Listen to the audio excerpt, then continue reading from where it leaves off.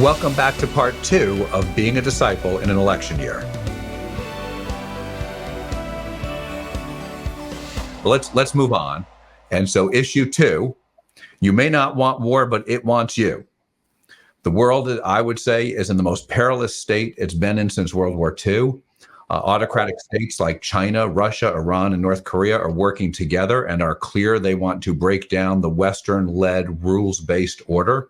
Russia's invaded Ukraine. Iran is fighting Israel through its proxy Hamas. China has stated very clearly they intend to reincorporate Taiwan by force if needed, and they are making preparations to do it.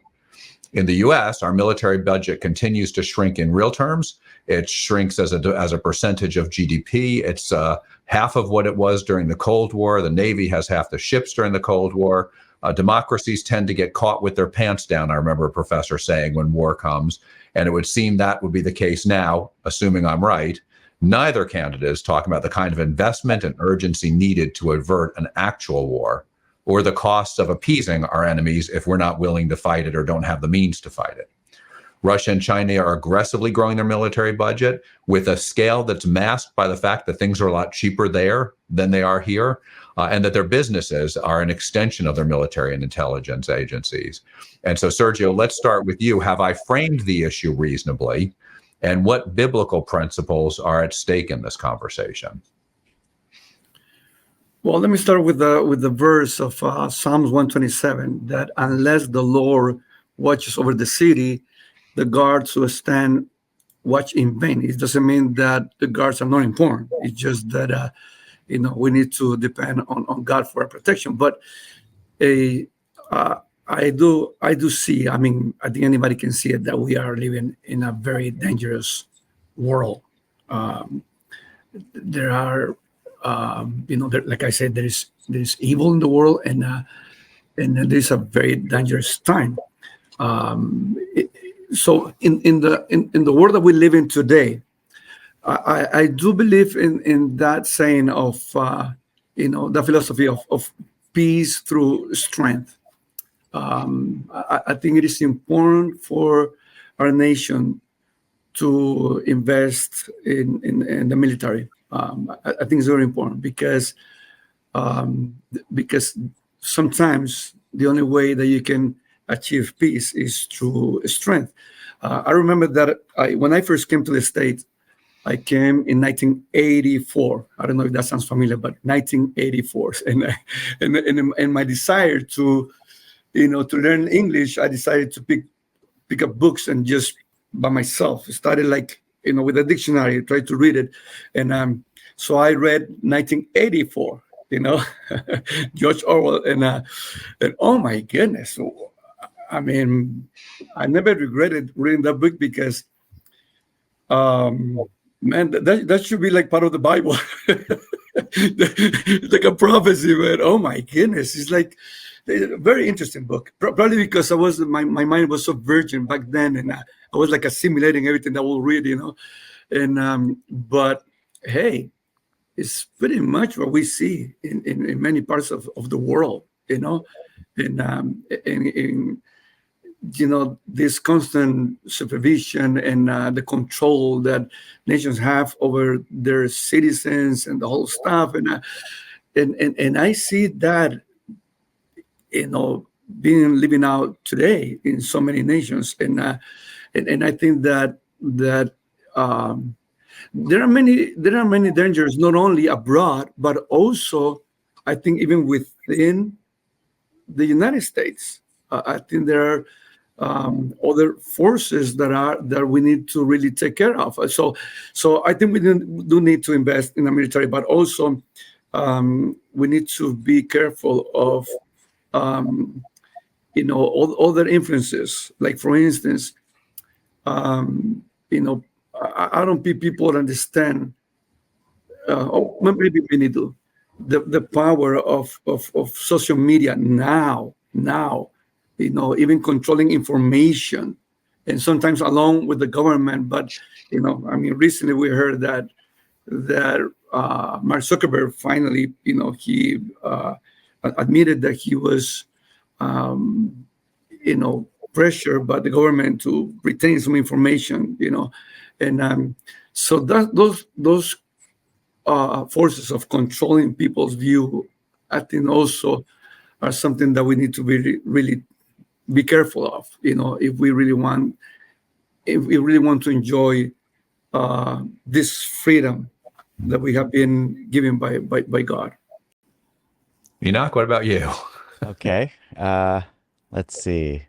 I was hoping Ray would go first, but it's interesting because I think the question you pose, is this a fair way to frame it? If you go back to the question we did last time, is the military a tool to protect civilization as we know it, the values of our country and our people, and to propagate those values, which a lot of people would say is freedom and democracy around the world, to protect it, then yeah, military would be really sensible in that sense. But if you have a view that militarized nations would eventually colonize and oppress other parts of the world, tap them for their wealth and resources, and then pump that wealth into military power to retain control over those places, then to your point, to your last question right there, Charles, right there, if you have an oppressed mindset, then it doesn't matter what the cause is. I don't want the military of that group to have more power if they're an oppressor. And that's why you see this play out today. By definition, so again, I won't necessarily take a view, but there's the notion in Israel-Hamas that Israel is the oppressor, which when you talk to my friends who are Jewish or have that particular, they go, in what sense has like Jewish people throughout the history of the Bible and the world been an oppressor? My Jewish friends, like, it just blows their mind. But from the standpoint of modern recent history in the Middle East, it is the superpower backed by the other superpower, US, and that superpower is marked by military power. So to Sergio's point, it's funny, like sometimes progressives don't want to call evil. I think he's right in that they may resist labeling something evil. But I think people, especially in an oppressed worldview mindset, which is not a whole worldview, but that dimension, that lens, you don't trust power, period. That's why you value transparency, because transparency is the sort of brute force way to gut power. I try to tell people in leadership and in my church, transparency is not the goal. Accountability is the goal. Transparency is one of the most powerful tools and means by which you ensure accountability. But like if you're getting counseled by a pastor and you're sharing your struggles, that's not necessarily a time for transparency. But there has to be things put in place to protect the person sharing their struggles, the counselee, the counselor, those sorts of things. So coming back to the military framing, boy, I have a feeling if you were to go on the street and ask them that answer to the question, the military, ramping up or ramping down is really part of a bigger question overall. Like, so if that group is for the oppressed, then yeah, power them up, but not too much. But if that group is historically an oppressor, then no, they should disarm. I mean, it wasn't that long ago, people said defund the police, right? And so it doesn't matter what the particular policy is. If you see law enforcement as brutal and abusive and overbearing, then it's very disconcerting to give them more power, give them more firepower, give them more legal power and protection. But if you see them as protecting the rights of, quote unquote, the good people, then you're not threatened by that. So I'm not trying to weasel out of this, but as far as whether it's framed well, kind of almost goes to your first question. Is that country? So I guess the narrative around the world, though, is a lot of people in the US would look at those countries you named.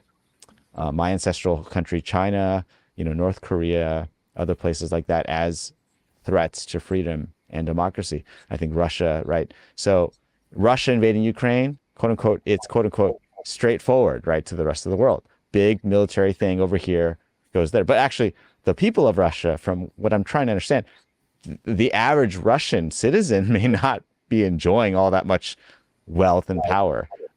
So I think now we're getting into the issues of citizenry versus the elite or the ruling class. So, but to your framing, I don't know if it's fair. It all depends on whether you think an oppressor or civilization. That's sort of my first response as I hear you question. Maybe it's because we just talked about that, Yeah. but I'm glad Ray's back because we need him to give us the answer. So, And your point is very valid to parse out the government of China, the government of Iran, the government of Russia, the government of Korea, because they oppress their own people. And of course, my framing of the question is, and they want to oppress others. And that needs to be, and that's where I think we've played a role in resisting that kind of stuff. I'm not sure if we can, but Ray, you're back in. Did you hear enough to weigh in and tell Enoch? Yeah, I apologize. At what point did I disappear? Because I didn't realize it had frozen, and then it went off completely. Oh yeah. So Enoch shot a question over to you, and you didn't say anything, and we figured out you were frozen. Okay. Well.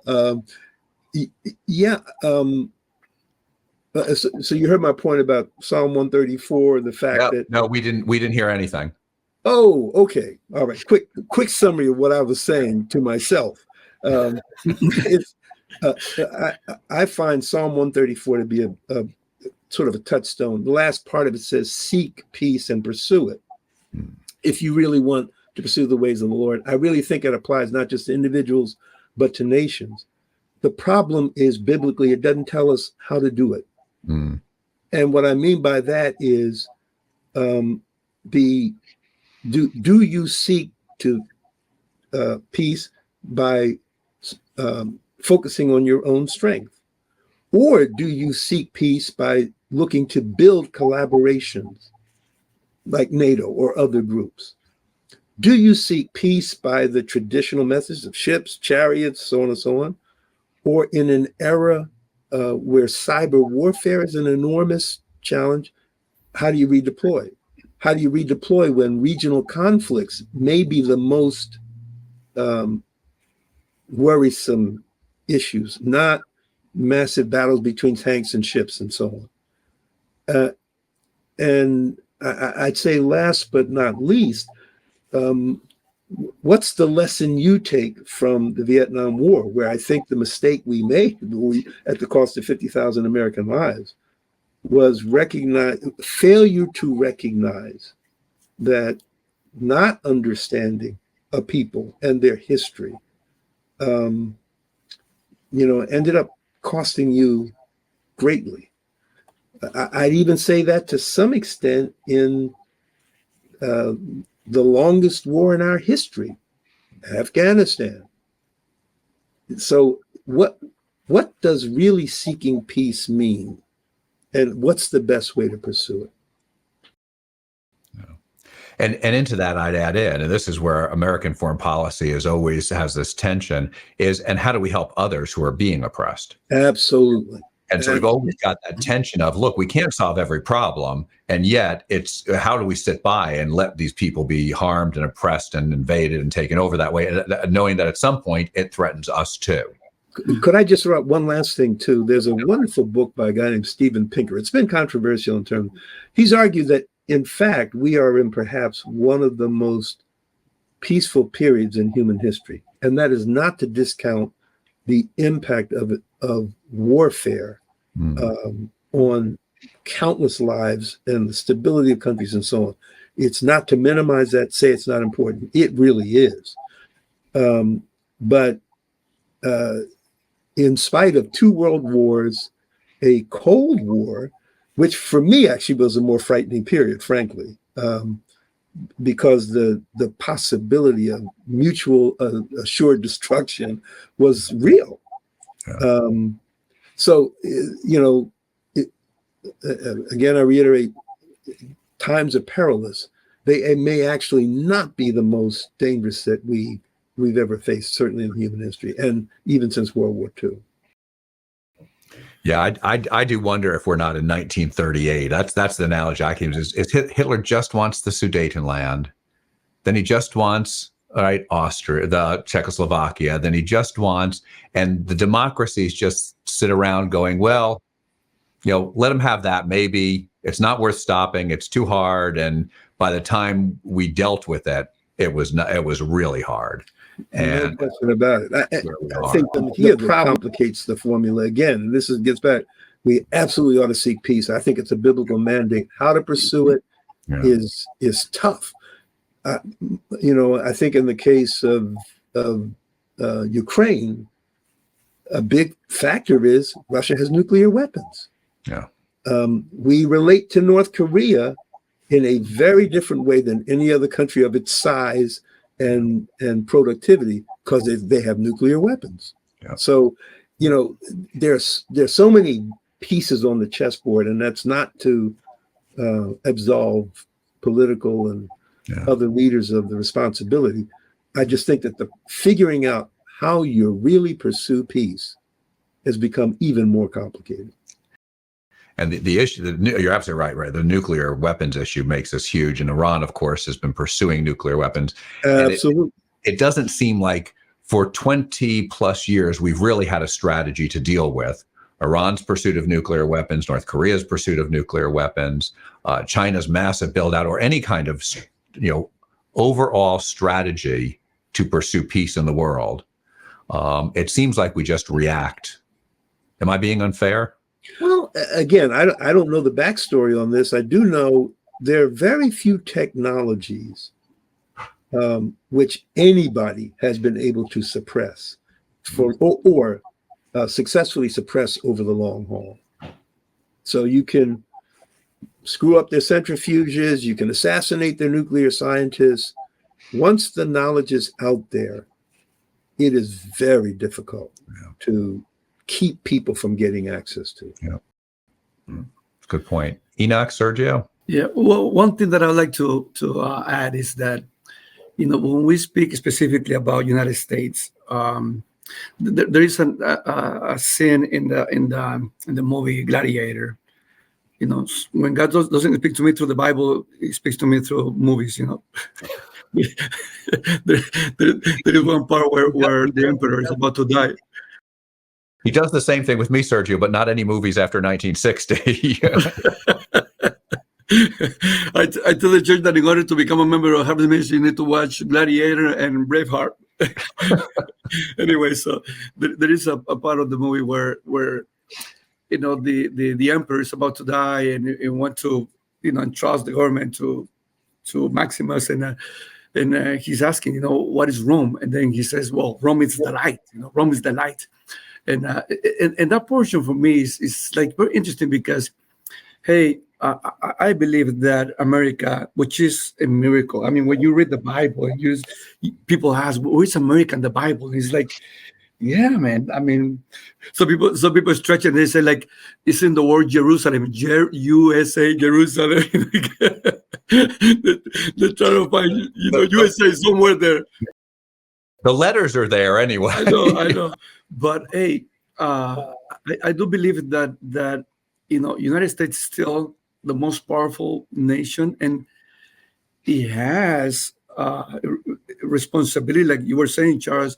Sometimes it's been America that has been sort of resistant, chaos in other parts of the world, and I think that yes, we haven't been perfect here in America. We have made many decisions, as history reveals, but still, I think that it is in our best interest and in the interest of the world that we continue to, strengthen our military, not at the sacrifice of, the lifestyle of people, as it happens in other countries. I think was mentioning that I mean, some countries, they do sacrifice their own people, to build up military, and their lives are like miserable. I mean, that's what happened with Palestinians, with Hamas. Imagine all those monies invested in all those tunnels and all those weaponries and all the stuff, while the people literally continue to be, hungry. So I think that when I talk specifically about United States, I think we do have a responsibility to the world in a way, to like spread peace as much as we can. Enoch, bring us home. Last words on this topic. Home might be a long way. Guns, Germs, and Steel is a book that I'm also making my way through. One of my friends is a anthro professor at a local college, and I asked her for some books she would recommend just in general that she would give to her students in the secular school. And that was one of them. She said she wouldn't assign it, but it's very popular. Another one, which actually picks up an argument that Pinker refers to that Ray meant about, is called The Dawn of Everything by David Graeber and David Wengrow. It's they have a very different take on Pinker and his take on those things. Not so much disagreeing with the statistics that I think Ray was mentioning, that by a lot of metrics. And I heard Pinker give a talk at Harvard a couple years ago where, you know, the notion is like if you go by mortality rates, infant mortality rates, longevity of life, that those things, they're getting better. So I do think there's a lot there. But as far as like, if we're on the topic of military, when I look at American policy, and I think pretty much any policy that I can read, we talk about right and wrong. Left and right will both wrap it in things like that. But I think the main driving thing here is American interests, or to put it in a more individual way, self-interests, right? So perhaps you can make an argument that defending democracy in a faraway country is the right thing to do. But to your point, we don't do that everywhere. We couldn't do that everywhere. And it kind of goes against some other jurisprudence things of the sovereignty of states. At what point do you intervene? I mean, you do that in a human thing. Like you see some parents treating their kids a certain way. It's not illegal, but you wouldn't do it that way to your kids. And you're like, well, they're going to have to answer to the Lord just like I have to answer to the Lord. And we can try to have dialogue about how to learn and do what's best for our children. But ultimately, you know, there's a certain responsibility line that we can't do. So I think the reason why we engage in certain states that seem to have a thing against democracy is because they have nuclear weapons or they have strategic value to us, which on the one hand benefits us as a country, but then also people get upset at. Like Israel's a great example, seen as quote unquote the only main democracy in that part of the world. That's quote unquote I believe the American argument to equip and arm them. Certain Christian or even Christian nationalists would have a certain line of reasoning about Israel and its place in the Bible. But in general, I mean, that's why like divesting Hamas or other pieces like that, you know, the government wants to say, okay, we want to do these things, but at some point, American self-interest or self-interest is what's operating. I don't think I think we can say it's right. I think our politicians, and this may sound cynical, and I think they try to do probably, hopefully what they think is right. But I think at the heart of it all, whether I'm a politician or I'm not, just anyone else, there is a enlightened, perhaps self-interest going into play here. And I think that's very important to recognize. That is a big difference between, that's how you collaborate and do NATO. That's how you collaborate and have, coalitions.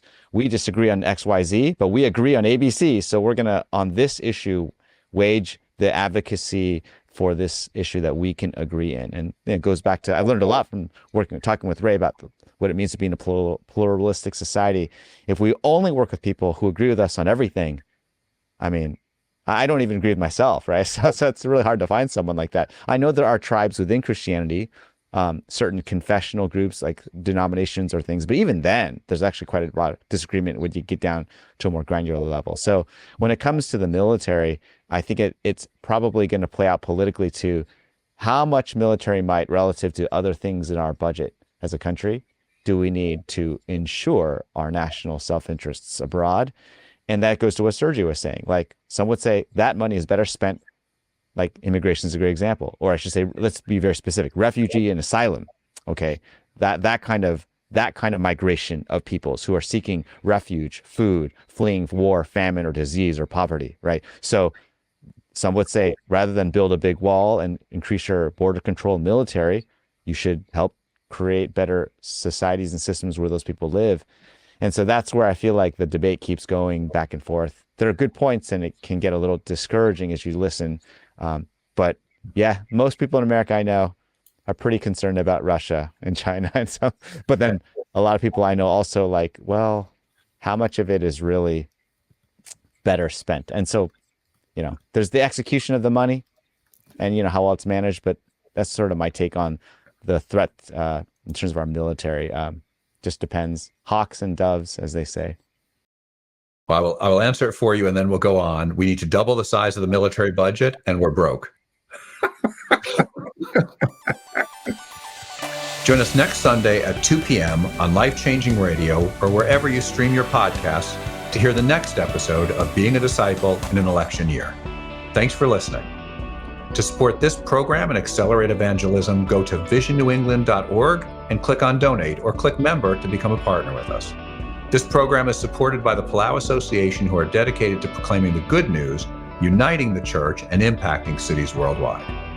Hi, this is Adam DiPasquale, and I serve as one of the association directors of Vision New England and a lead pastor at Walnut Hill Community Church. Earlier this year on Pentecost, Vision New England hosted our first virtual 24-hour day of prayer for the region. It was an incredible success as churches and organizations from every New England state signed up to take an hour of prayer. You know, in this season of our nation, and with so much happening in New England, we believe that it's time once again for the Lord's Church to gather in united prayer. So join us on Friday, October 25th for 24 hours of virtual prayer. Visit visionnewengland.org/prayer to sign your church up to host an hour and find out more information. Together, we'll humble ourselves, come boldly before our Lord, and ask Him to move in a fresh way. I hope you'll join us.